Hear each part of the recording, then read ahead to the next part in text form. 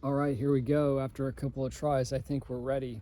Typical Mercury retrograde, right? You're tweaking all the variables, trying to get something off the ground, and it can kind of feel like a comedy of errors.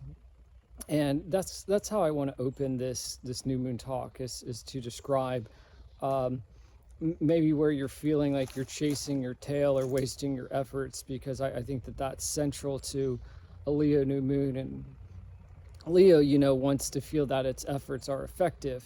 There's no rock star without an audience. There's no actor without applause.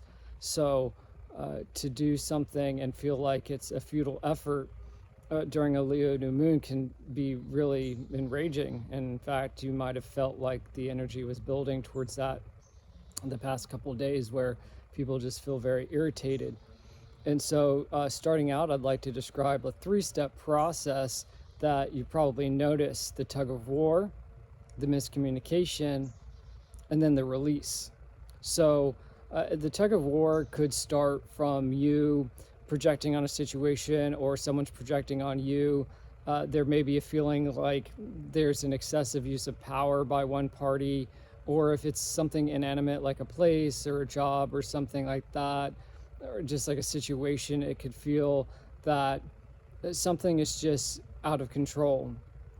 And so, in trying to bring some kind of balance to a situation, communication comes in, and there could be miscommunication, or it seems like it takes longer to communicate something that should be very simple.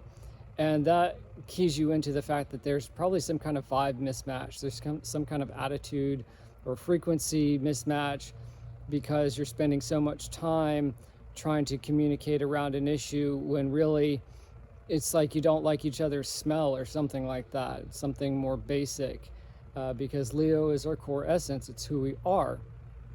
And then there's an exit, an eject button is hit, maybe both or one party, they cut their losses, this isn't worth it. Maybe exile or self-exile. There's a splitting away, there's a release of the rope that the tug of war is being played out through. And so what happens is usually one of the parties, let's keep it to people in this case, says, you know what, my value is not being respected, it's not being understood. There's nothing that I can communicate to this situation that would solve that issue. I can't communicate my being more effectively. I can't negotiate appreciation and applause. So I'm done. I'm out of here. Peace. And that kind of inner peace, I think, is a lot of what people are searching for right now. They don't want to feel as if they're being ignored. And so there's a lot of validation issues in the collective right now. And I speak to these themes like really neutrally, because sometimes words like validation can have an automatic negative connotation in our discourse. The way that we've talked about things like attention, there can be kind of like an automatic cringe reaction to wanting to be validated. But we can talk about it as like a natural human inclination to want to be appreciated for the work that you put out there. And so when you think about stuff like AI and having to always feel like you're running to keep up and have your values seen, just as an example, that can make people edgy. That can make people feel like, why am I having to spend all of this time like communicating years and years of my value when I wear it on my sleeve? I'm just living and breathing it every day. I'm more than my resume. I'm more than my network and my friend circle. Like, can't you see what I'm all about? Like, why is that so hard for people to see? And that's what I really want to talk about today, is ways of seeing. I think ways of seeing is, like, to condense that phrase or unpack it, is the sense that we had an order to things, that we had a way of seeing each other as humans, where our value, even if it was different, even if it got layered into a hierarchy of, I have more value than you because I have more years of experience or something like that, it was still immediately understood, and it created this kind of peace and order in the world, because this stuff really just doesn't need to be so laboriously communicated. It should just be really automatic, almost running in the background in some ways. But it should be not even that. It should be, Leo is about joy. It's the spark that makes us unique. So it should be more fun to just have your beingness immediately understood and without excessive communication. You can look to someone and be like, wow, they really like punk music. Hey, that person's really into being a lawyer. That person is just so into like farming and ecology and getting back to the earth. So it's interesting, like if you look back at my Cancer full moon video from 2 weeks ago, I started talking about how these themes are being layered in, because that whole video was about the breakdown of macro rules. You know, oh, you can't be a farmer and a banker at the same time. You've got to be one or the other. And I dialed that back to 2020 and showed how some cycles were in parallel, and how that's all breaking down, and how we have the opportunity to be whatever we want to be. Basically, you can synthesize that. I'm a banker farmer or whatever. And the lack of those rules encourages that hybridized or that out of the box kind of identity. Now, here's the problem that we encounter, or the challenge. We don't even have to say problem, because I think, too, one of the things I've been writing about recently is that thinking about things as problems is outdated. It creates this sense of like, oh, I have to fix this. When really, what the issue is that, you know, the challenge and the opportunity is that we don't have the eyes, we don't have the lens, we don't have the ways of seeing what the new value is. How do we evaluate the new us, the new we, the new you, as we're all communicating with each other every day? We just don't have that lens yet. We might say, oh, that's cool, you're a banker farmer, but it would just be just as easy for someone to be like, that's weird, that's dumb, I don't want anything to do with that, or you're not joining my tribe or my project, like you're strange, like I don't get that, I don't understand, I can't assign a value to that because of the matrix of understanding that I bring to the situation. Well, let's come back to communication. And how do we communicate? Normally we communicate through technology now. We have social media. And that's where a lot of the working out of how we see each other's new value through our new identities is happening, and it's very chaotic. So what I want to do here at the beginning, I want to try to start giving more structure to these videos. I want to talk about the macro, okay? I want to talk about how this is playing out like on the world stage. And then I want to dial it down into the micro and talk about how you may have some strategies personally for dealing with this. So let's stick with this metaphor, with this image, or with this idea of a rock star who wants to be applauded for his efforts, for all the talent that he has, and for all the practice that he's put into that performance, all the rehearsals that have gone into it. Okay, so you have a pundit like, I'm going to say his last name wrong, Jack Posobiec, on Twitter. He's got like 3 million followers, just kind of talking head type influencer. He wrote a tweet the other day that said, what does it say about our culture that we no longer produce rock stars? And I thought that was really interesting, because the news has just been flooded with celebrities, and particularly musicians and rock stars. We have Oasis coming back with a nostalgic tour. Beyonce and Katy Perry had these like notable stage malfunctions. Stevie Nicks and Lindsay are getting a reissue put together that has worked up some hype. What else do we have? Ozzy Osbourne passed away this week. A lot of things of that nature. We had in celebrity news, a guy from the Cosby Show, an actor who was relatively young, passed away. We've had festivals like Bonnaroo and Tomorrowland dealing with catastrophe. Bonnaroo was water and flood.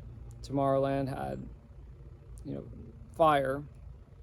And so we look at these things and we're studying trends that are materializing on the world stage, and we're asking, like, why is this archetype so important? Well, you think what goes on with a rock star in order to create that effect of an applause. What do you need besides his talent and besides the rehearsal that goes into making that performance? You need a medium. You need a medium of communication. And what is that? Well, it's the venue, it's the audience and stage dynamic. Okay. But what else? Think for a second, what else is needed in order to transmit to the audience that they are receiving a unique experience? It's a spotlight, right? And you've heard that phrase, oh, don't put me on the spot, or I'm going to spotlight you. I'm going to put you in the spotlight.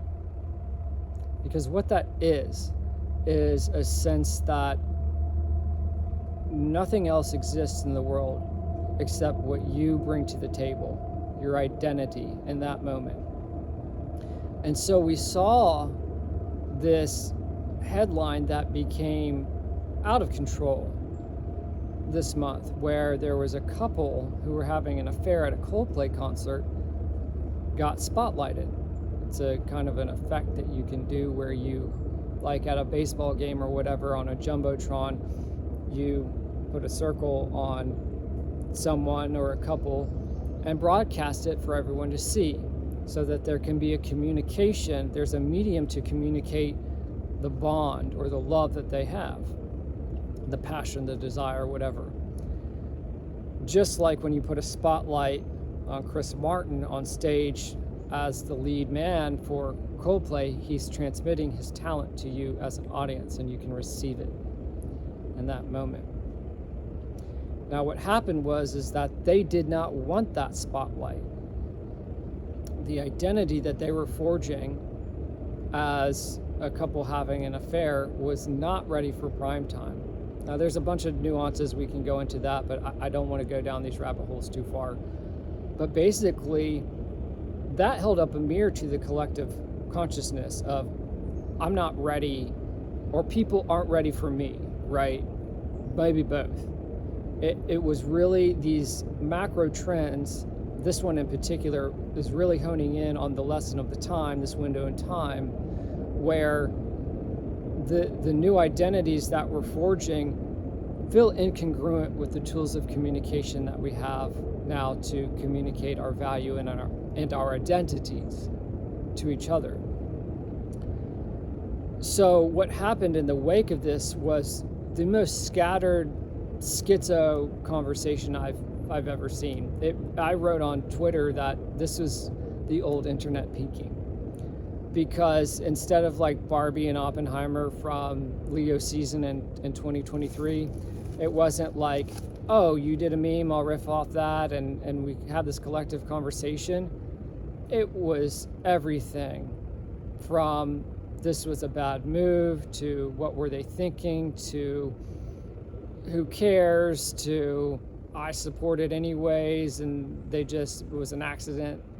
It was something off the cuff, to just bizarre stuff, just AI modified pictures of them, long rants about it being, the end of the CEO as we know it, some of which I may have agreed with, since I do talk about these large archetypes breaking down. But, what I'm saying is that wasn't like the one or two, the parts that I may have been interested to unpack weren't like the one or two things that my attention could focus on. There were a million spotlights going on, and it was the most deranged conversation. That showed me that the communication models that we've been developing since the 2010s, which are, even though we all have a smartphone in our hands, it's all mediated through big tech. And even to an extent through big government. And it's still stuck in a way in the old top-down model of, hey, I'm the one shining the spotlight on this subject. Everybody go talk about this for this week. And it'll be kind of wacky because that's how the internet can be, but we'll all stay on topic and all have a sense, even if we disagree, of what's going on here. The substance of the communication, or the substance of the message, was gone. After a certain point, we weren't even talking about the concert or the couple. It was just a vector, okay? It was a vector for communicating just energy, just whatever that person wanted to put out into the world. And so instead of being a receptacle now, I've been seeing for some time that this top-down way of transmitting information is breaking down, and that's going to cause social revolution in our world because it's downstream of these energetic changes that we're feeling in ourselves. And when people become more radically autonomous, even if they're not ready for it, that's going to change up how we trade, how we do business, how we mate and relate to each other, how we transmit value. All of that stuff comes down to beingness and our core essence. And so when you have a situation where it's emergent, it's like we're latently and unconsciously aware of these identity changes happening to each one of us individually, but it's not at the same scale or pace, and it's not the same type of identity change. You have what I call, like, basically it's like a smashed mirror. It's this fragmented kaleidoscope of autonomous energies where each one of us, instead of there being like one or two or three vectors of communication, like Apple, Twitter, Facebook, Android, harkening back to the original big tent model of ABC, CBS, NBC, Time Magazine, Wonder Bread, here's some Tang, here's some Hawaiian Punch, just add water kind of boomer philosophy that became the seed that grew into millennial and Zoomer culture through appification of life through social media and smartphones. Jettisoning away from that is like really seeing what is next beyond what we have now, where everybody is a vector of communication versus everybody being a receptacle, and there's maybe a handful of vectors that communicate what to do, how to think about yourself, and how to conduct your life. And so we see these instances like the Coldplay meme, and it clues us into the fact that our ways of understanding ourselves are changing, and that's coming out through how we communicate to each other. And so the changes in communication platforms that we're going to see, which are downstream of energetic effects, are going to be quite radical, I think, as we go later into July and into August. And yeah, I mean, just glitchiness and like audio difficulties that I was having earlier, and hopefully it won't be so bad on this final product. Those are just the most surfaced manifestations, okay? The most surface manifestations of deeper glitches where our understanding of ourselves is like, maybe that's the tug of war between your old self and your new self, right? And your old self can't see your new self's value, and your new self's like, fine, I'm going to ride off into the sunset and do my own thing. I can't communicate this in a way anymore that feels like it just doesn't peel off into a bunch of different pockets and have this kind of rodeo feel, like all these vectors of communication are popping off rather than just being like a direct transmission of like, this is who I am, you know, here's how I'm going to help you understand that. There's not a lot of understanding here. There's a lot of like Tower of Babel energy around. And so let's bring this now into the micro, and then we'll close up. I guess I should have said that earlier. We'll close up with some like technical astrology Save that for last, because I feel like that may be more for people who really want it, or it can be a little bit tricky front loading with that stuff. So yeah, in your personal life, you're going to find that you do away with certain ways of trying to get yourself across. There's probably also a lingering sense that no one else is going to do it for you. I think that there's a strong kind of DIY sense coming out, that because there's no longer a collective conversation where you're going to make sense to everyone, even if they dislike you or disagree with you. Disagreement and dislike and hater culture can still be kind of mildly reassuring in a way, because it still feels like, well, they get what you are, you come from that political party. Well, I have an image of that, even if it's a false projection. You understand what my false projection of you is too. And so even if you disagree with me disagreeing with you, we understand what's going on in each other's heads. The chaotic thing about this is that you don't really know what it is that other people are thinking of your new identity, and it's because they don't really know either. And that's very freeing. I think that there's a strong liberation trend, and I'll probably lean really heavily into that when we get to the Aquarius full moon, which is, it's like August 8th or something like that. But which is about the time also that Mercury will be slowing down to turn direct. So that'll bring some clarity as well. Until we get to that point, until we can kind of thread that needle, I think that there will just be this sense of, maybe that can help with antagonism too, as you feel like people misunderstanding you, or you misunderstanding yourself isn't even coming from a place of malice. And you might even kind of become nostalgic about like the hater culture of the past, because you're like, well, at least they could call me like a crazy liberal, or like a crazy conservative or something like that. But I don't even really feel like they're doing that, and I don't even feel like I slot into one of those camps either. I'm part of this like really fluid tribe, which itself just changes week to week. And yeah, I think that that's where we get a sense that a lot of us during this Mercury retrograde are going to be looking back. We'll probably, interface with some people or places that were really associated with our own selves, old selves rather, and trying to like pull that back like a slingshot, so that we can go fast into the future. Like, this is a very Back to the Future kind of feel. Like, we are reeling back, we are processing a lot of like past struggles or wars. Particularly, there's a parallel right now with the Mars retrograde in Leo that we went through in the fall and winter of 2024, going into the early spring of 2025 this year. And we're kind of like processing a lot of stuff through nostalgia, through maybe pining for how things could have been communicated more easily in the past.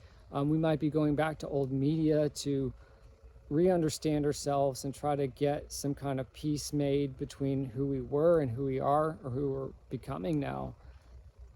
And nostalgia doesn't necessarily have to be bad. That's another word, I think, along with validation, that gets a lot of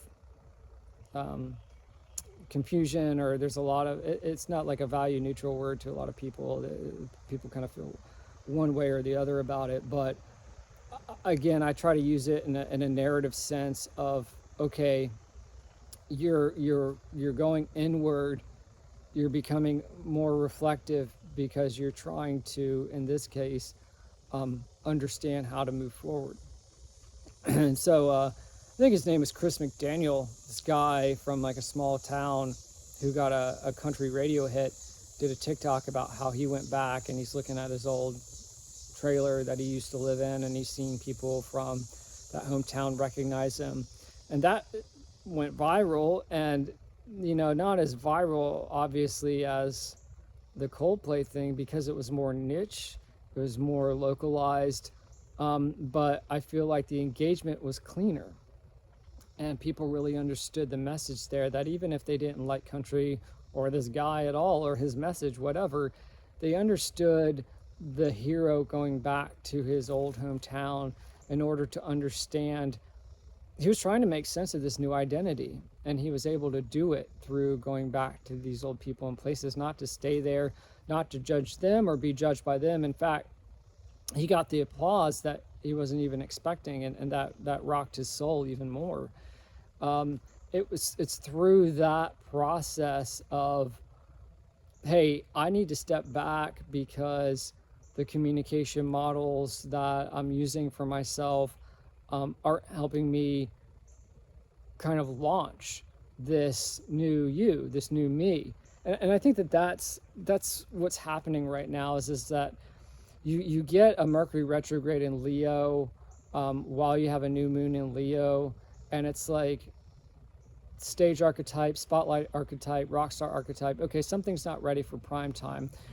Wheel out the like local juggler or something like that and distract the audience while the guitarist puts a new string on his guitar and gets ready to rock out. It has a little bit of that feeling, and maybe that's the guitarist himself. He puts on like a little bit of makeup and is like buying some time while his audiovisual team gets things ready behind the scenes. It's interesting that Mercury is the ruler of Virgo, which is where we have the South Node, and Mars has been on that South Node earlier in this week, and it's still quite there. It's interesting when we get a planet tripping across the nodes, which relate to eclipses. They time the eclipses. Like once we get into Virgo season here in September, we're going to have eclipses again, like when we were in Pisces season, which is the sister sign of Virgo, back in March, early April. Technically that wasn't an eclipse because the nodes had just moved in to Virgo and Pisces. So the real eclipses that we're going to feel are the ones coming up here in September. That was just kind of like a little sneak preview.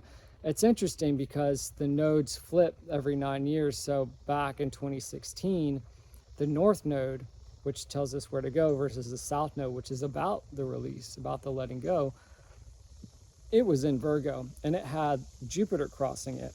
So you think of a planet like Jupiter expanding awareness, and the North Node saying, yeah, go, go, go in that direction. It was like, yeah, do Virgo things, get critical, get nitpicky, organize, plan it out. South Node in Virgo is like, you're thinking too much, you're planning it out too much. You need to release that. And Mars comes in there.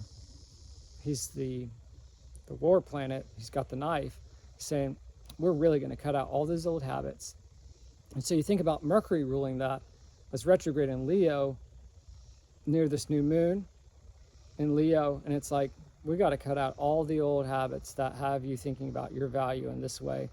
And all that stuff in Leo is opposing Pluto and Aquarius, where it just really got into after having 15 years in Capricorn.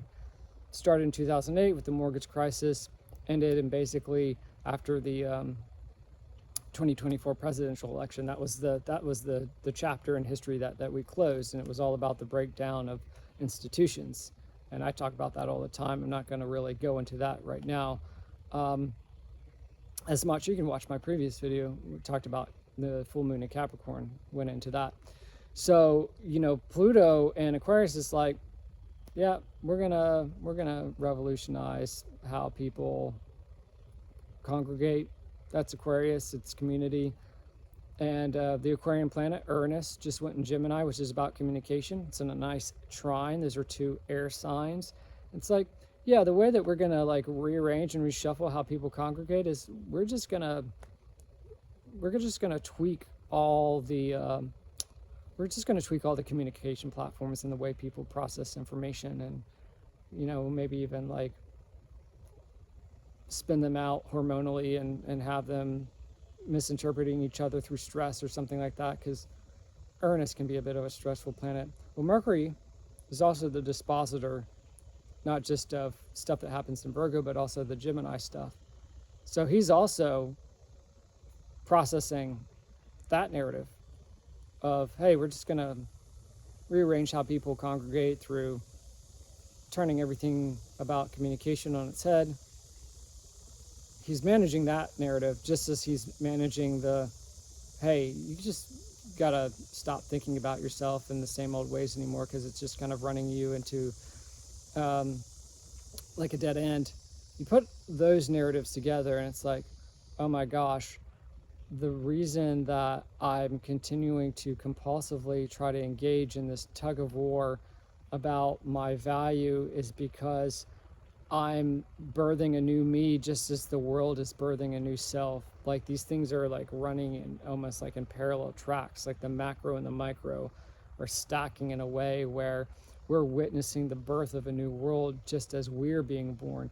And that speaks to our power, because now, like I said, we're the vectors of communication rather than being the 8 billion receptacles, and there's like, 3 or 4, 5 vectors that tell us how to coordinate our identities and our supply chains of meaning 24/7, 365 days a year. And again, that was a lot of what I covered in the last video. So then you're going to have, just as like a last note, Venus, which again, she's in Gemini, and Mercury's going to be processing her story as we start to crest up through this new moon energy, and it starts to build. We're in a waxing phase. She's going to square Mars. She's going to square the nodes. We also had this phenomenon in 2016. It's called at the bendings. If the nodes, the north being where you want to go and the south being let go, you get a point that is at the V, that's square both ends of the barbell at a 90-degree angle to both. It's called at the bendings. And even if it's a fast-moving planet like Venus, it's even crazier when it's like slow. It creates a situation where time is bent, and we have to focus on the message of that planet and whatever sign it's in to understand why situations are bending. So you think about Gemini being very mutable and different ways of seeing herself, and Venus is about values and commerce and beauty. It's coming up against this barbell where the south node is like, oh, just plan it out more, and the north node in Pisces is like, just write it more, just have more faith in it. Venus is going to see in Gemini both sides of that equation, and you're going to see basically, but it's a soft planet. I mean, again, like I said in the previous video, it's a tonic planet. It's typically benefic, but it could be a little bit trickstery in Gemini. It could be where you see these headlines where it's like, oh, all these people are doing this. We should think about it this way. And I had this section in my recent newsletter called Groupies for Globalism, where people are going to try to, the Coldplay thing's dead and gone already. It lasted like a week. Barbenheimer lasted at least a couple of months in 2023. Like, the window's getting smaller. The concept of virality, talking about, how Pluto's changing our communities and Uranus is changing our communication. Well, we've gotten so accustomed to virality as being a certain way. Oh, I'll just log in and I'll join the conversation, and everybody will know what meme that I'm referencing, and that's the topic of the day, and it's just all one big party, and that's how the viral memes work. And that's not happening so much anymore because things are fragmenting to such a crazy degree. And so you'll probably see with this Venus at the bendings, oh, all these people are, I don't know, Venus is about relationships. All these people are going to be single. They're just going to have they're just going to engineer babies, and they're going to 3D print their homes or whatever, and then they're going to eat all their food in like a pill that has all the nutrients in it or something. And this is where society's going. They're going to have like a robot butler. And then you'll see other people being like, no, like 1% of humanity will have that, and like the rest of us are still going to have to like figure out how to have relationships as everything connected to relationships, work, home, communication breaks down.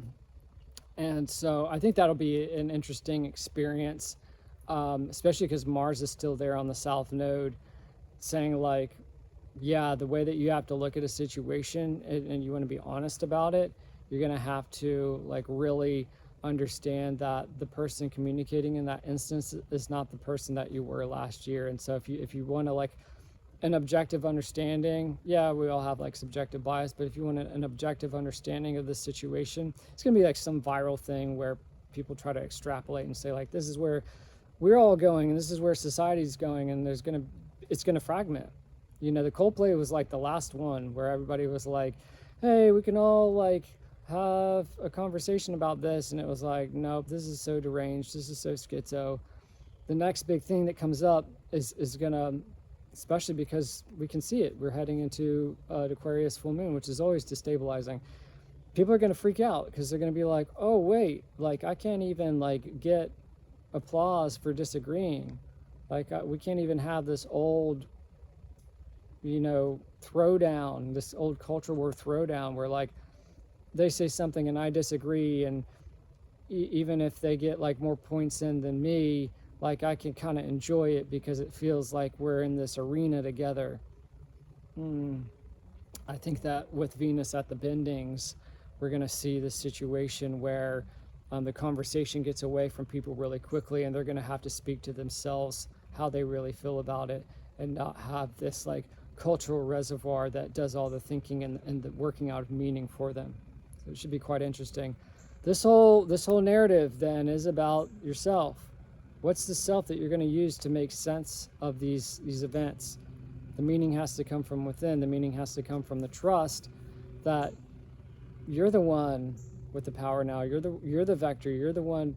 Your information, your way of seeing the situation, coming back to what we talked about at the very beginning, is just as valid as long as you put in the work as the next person's. And that's a very interesting situation, because when there's like equal perspective on a big event, what's going to happen?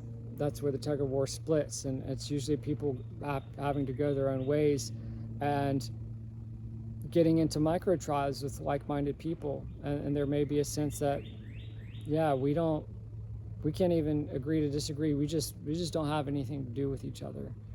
And that's where we get into what I've been predicting since 2020, which is called the patchwork age. We have a patchwork world where it's not balkanized. That's not what I'm saying with patchwork, but there are these stitches where it's almost like, yeah, you can cross between those boundaries. I call it a Pocahontas individual. You can be a part of multiple tribes, but a lot of people won't. They'll just kind of stay on their individual patches, and they'll be aware of what other people believe.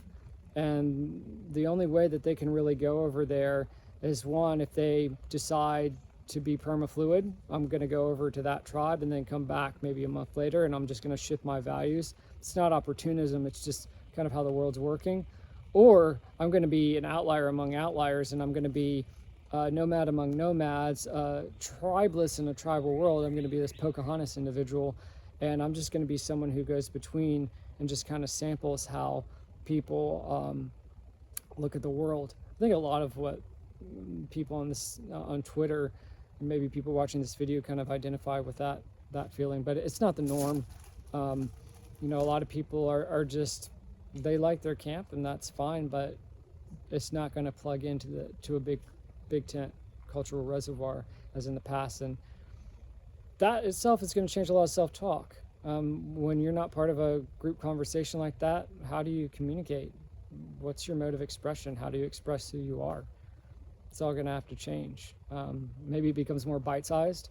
Maybe we'll see some apps that are even more bite-sized than we have now, or maybe it goes long form like this video in the reverse, in the inverse. So people are just going to have to find new ways to communicate who they are, because the world is changing, and the old models of communication just leave people in, and I think, a state of too much dissonance. It's just like a mismatch. I mean, you could go back to those old modes of communication, but you'll just feel like, oh man, like I'm just like not feeling like this works. Like I'm having to put in more work to communicate my point of view, and it feels like less people are understanding me, or I'm understanding myself less. So again, I just jettison away from that, and go into my micro patch where people do understand me. Go hyper local, and have some meaningful moments there. It's not a bad thing. It's just very different way the world will be operating. And You know, the Chads will say, oh, we're all going back to villages. Well, yes, but no, not quite. So it's a little bit more nuanced than that. And we'll get into that at the next video for the Aquarius full moon, because Aquarius is all about tribal identity on the heels of having an individual identity born from a Leo new moon. So thanks for tuning in. Really excited to share all this with you. Again, you can find me on X, same handle, Zeitville Media. That's my Substack as well, zeitvillemedia.substack.com. I also do one-on-one consultations. That's like the other half of what I do. It's very important to me. So if you're interested in that, reach out to me, zeitvillemedia@protonmail.com. I see that the light is getting stronger through this pergola and the day is getting hotter. So I'm going to leave you guys with that, and I'll see you next time.